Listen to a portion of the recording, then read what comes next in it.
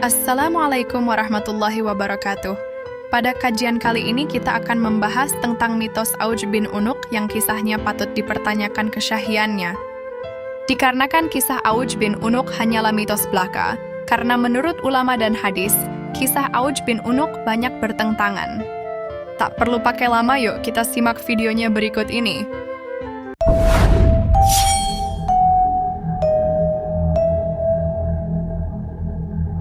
Kisah Unuk putri Adam yang disebut-sebut sebagai pionir seks bebas dan hamil di luar nikah banyak tersebar di jaringan sosial media.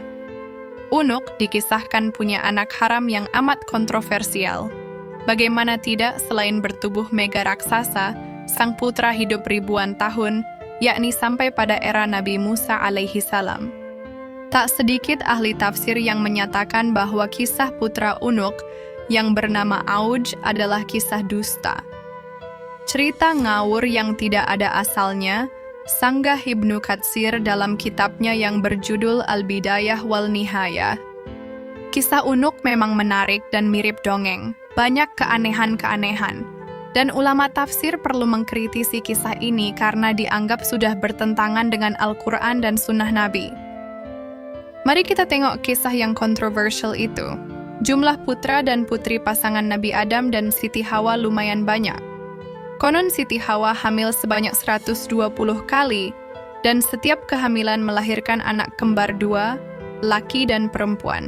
Maknanya jumlah anak Nabi Adam adalah 240 orang. Hal tersebut diriwayatkan Ibnu Thabari dalam Tarikhu Ats-Tsabari. Soal jumlah putra-putri Nabi Adam ini memang ada banyak riwayat yang berbeda.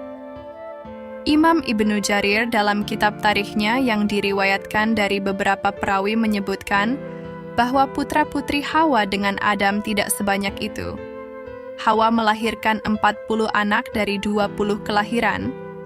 Atsar ini juga disebutkan oleh Ibnu Ishaq dengan sanad yang sama. Beberapa ulama menjelaskan pada setiap kelahirannya 2 anak kembar, 1 orang putra dan 1 orang putri. Anak pertama mereka adalah Qabil dan Iklimah, sedangkan anak terakhirnya bernama Abdul Mughits dan Amatul Mughits. Hanya saja dalam kisah Unuk lain lagi, diriwayatkan bahwa ada satu-satunya turunan Nabi Adam alaihi salam yang lahir tunggal. Dia adalah Unuk. Dia memiliki ciri yang unik, yakni dengan 2 kepala, sebagaimana kepalanya terdapat pada masing-masing bahu, yakni kiri dan kanan.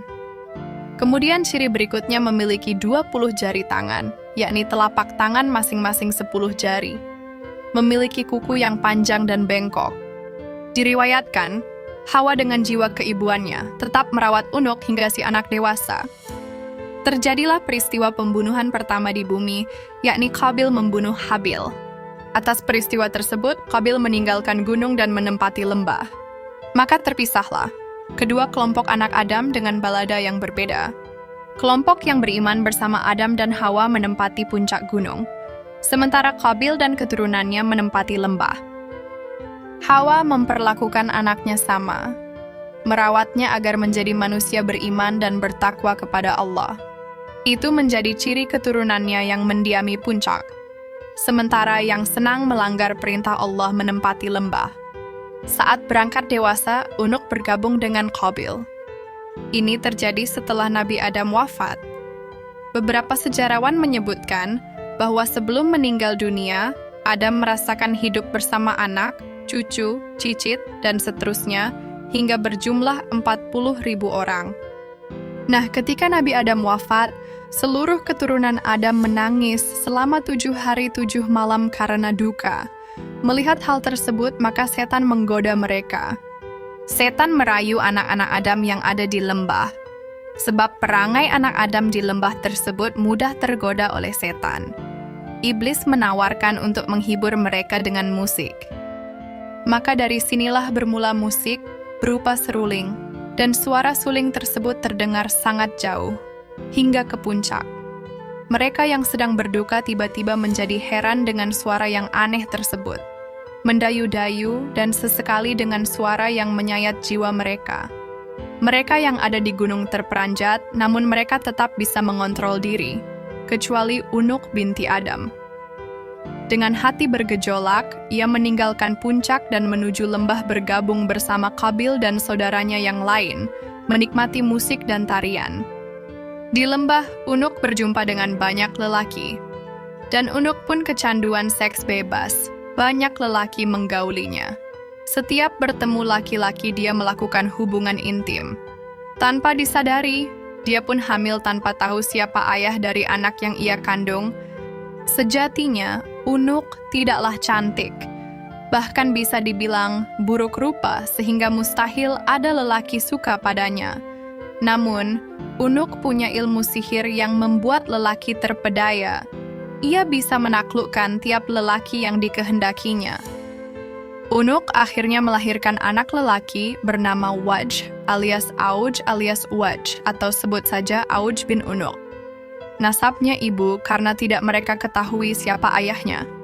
Siti Hawa sedih atas lelakuan putrinya itu. Maka beliau pun berdoa kepada Allah agar anaknya tersebut segera lenyap dari muka bumi. Allah pun mengutus singa sangat besar yang melebihi ukuran gajah. Singa menyerang Unuk merusak seluruh badannya. Inilah kematian pertama oleh binatang. Dikisahkan juga Auj bin Unuk membantu Nabi Nuh. Unuk mati setelah setahun melahirkan Auj. Selanjutnya, Auj tumbuh menjadi orang yang sangat besar tubuhnya. Tingginya mencapai 600 siku orang dahulu, yaitu sama dengan 1,5 siku orang sekarang, dan lebarnya seukuran itu sampai-sampai ada sebuah riwayat ketika angin topan datang. Angin tersebut tingginya tidak melebihi lutut Auj. Apabila dia duduk di atas gunung, tangannya dia ulurkan ke laut mengambil ikan, dan kemudian memanggangnya di matahari. Dan apabila dia marah kepada sebuah penduduk kampung, dia mengencingi mereka sehingga mereka tenggelam dalam air kencingnya. Menurut sebuah riwayat, Auj menguasai sebuah penduduk kampung. Diriwayatkan pula bahwa Auj bin Unuk hidup berumur 4.500 tahun. Dia masih hidup hingga zaman Nabi Musa. Diriwayatkan, pada era Nabi Nuh, Auj bin Unuk berjasa membantu sang Nabi mengangkut kayu-kayu besar untuk membuat kapal. Dikisahkan, Allah memerintahkan Nabi Nuh pergi ke Kufah untuk mengangkut pohon saj. Akan tetapi, Nabi Nuh bingung bagaimana cara mengangkutnya. Maka Allah memberi wahyu kepadanya bahwa Auj bin Unuk bisa memikulnya.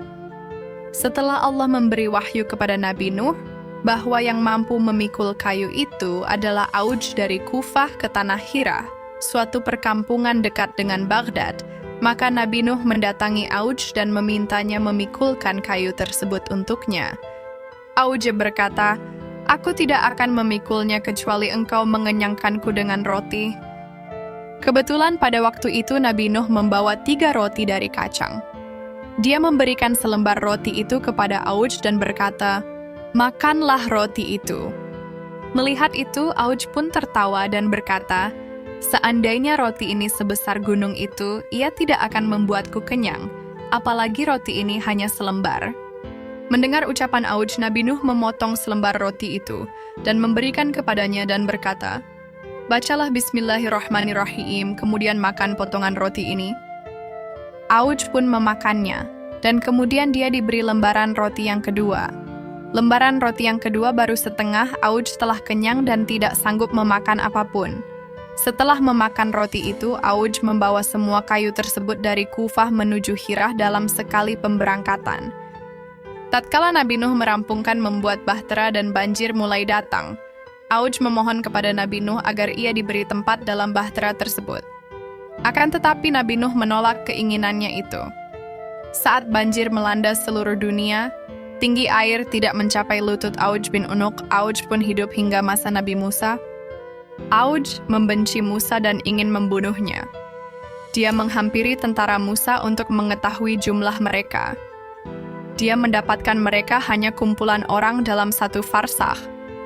Lalu dia pergi ke sebuah gunung dan kemudian mencabut gunung itu dari bumi. Gunung itu dibawanya di atas kepalanya dan datang untuk menimpakannya ke tentara Nabi Musa. Pada saat itu, Allah mengutus burung hudhud yang paruhnya diciptakan dari besi. Tingginya Nabi Musa adalah 10 siku.